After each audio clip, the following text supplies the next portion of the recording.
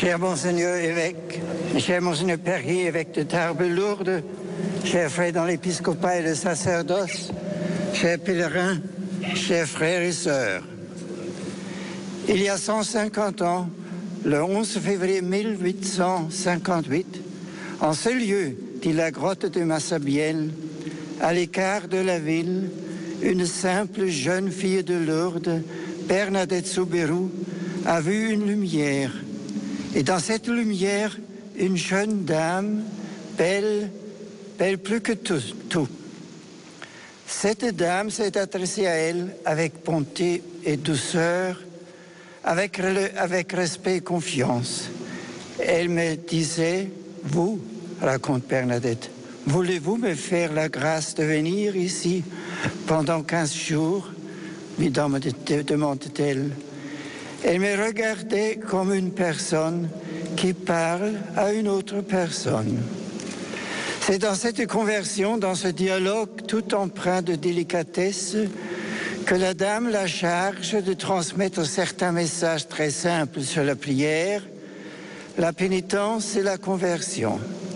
Il n'est pas étonnant que Marie soit belle, puisque lors de l'apparition du 25 mars 1858, elle révèle ici son nom. Je suis l'Immaculée Conception. Regardons à notre tour cette femme ayant le soleil pour manteau que nous montre l'Écriture. La très sainte Vierge Marie, la femme glorieuse de l'Apocalypse, porte sur la tête une couronne de 12 étoiles qui représente les 12 tribus d'Israël, tout le peuple de Dieu, toute la communion des saints, et avec à ses pieds la lune, image de la mort et de la mortalité. Marie a laissé la mort derrière elle, elle est entièrement revêtue de vie, celle de son Fils, le Christ ressuscité. Elle est ainsi le signe de la victoire de l'amour, du bien et de Dieu, donnant à notre monde l'espérance dont il a besoin. Ce soir, tournons notre regard vers Marie, si glorieuse et si humaine, et laissons-la nous conduire vers Dieu qui est vainqueur. De nombreuses personnes en ont témoigné. La rencontre avec le visage lumineux de Bernadette bouleversait les cœurs et les regards. Que ce soit pendant les apparitions elles-mêmes ou lorsqu'elle les racontait, son visage était alors tout rayonnant. Bernadette était désormais habitée par la lumière de Massabielle. La vie quotidienne de la famille Soubirous était pourtant faite de misère et de tristesse, de maladie et d'incompréhension, de rejet et de pauvreté. Même s'il ne manquait pas d'amour et de chaleur dans les relations familiales, il était difficile de vivre au cachot. Cependant, les ombres de la terre n'ont pas empêché la lumière du ciel de briller. La lumière brille dans les ténèbres. Lourdes est l'un de ces lieux que Dieu a choisi pour y faire refléter un éclat particulier de sa beauté, de l'importance ici du symbole de la lumière.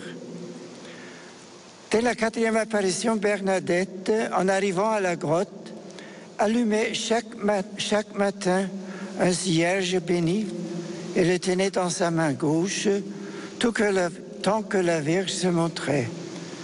Très vite, des personnes confièrent un cierge à Bernadette pour qu'elle l'enfonce dans la terre au fond de la grotte.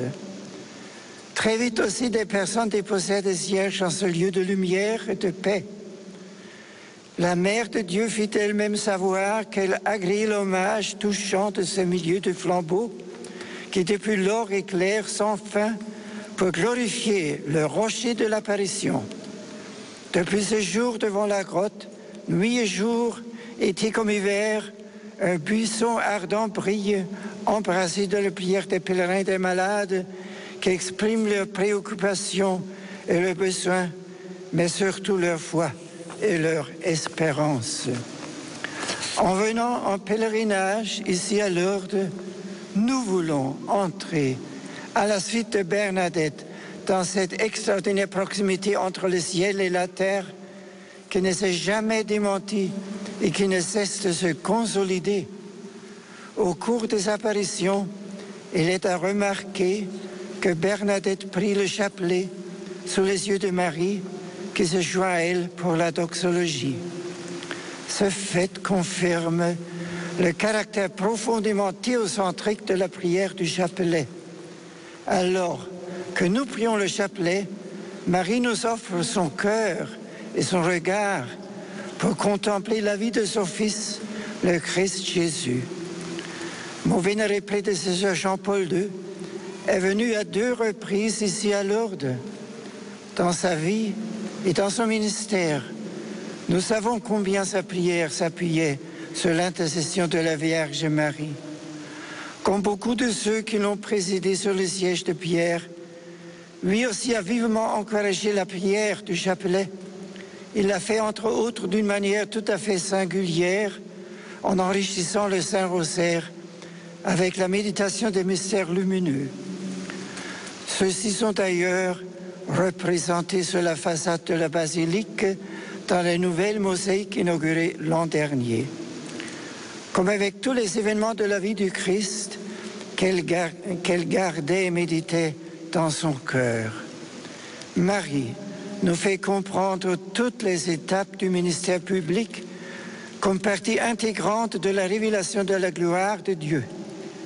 Puisse Lourdes, terre de lumière, demeurer une école pour apprendre à prier le rosaire qui introduit le disciple de Jésus sous les yeux de sa mère dans un dialogue authentique et cordial avec son maître.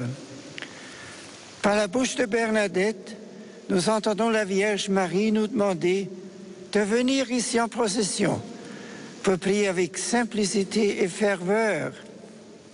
La procession au flambeau traduit à nos yeux de chair le mystère de la prière. Dans la communion de l'Église qui n'est élue du ciel et pèlerin de terre, la lumière jaillit du dialogue entre l'homme et son Seigneur, et une route lumineuse s'ouvre dans l'histoire des hommes, y compris dans ces moments les plus obscurs. Cette procession est un moment de grande joie ecclésiale, mais aussi un temps de gravité. Les intentions que nous apportons soulignent notre profonde communion avec tous les êtres qui souffrent. Nous pensons aux victimes innocentes qui subissent la violence, la guerre, le terrorisme, la famine, des injustices, des fléaux et des calamités, la haine et les oppressions, des atteintes à leur dignité humaine et à leurs droits fondamentaux,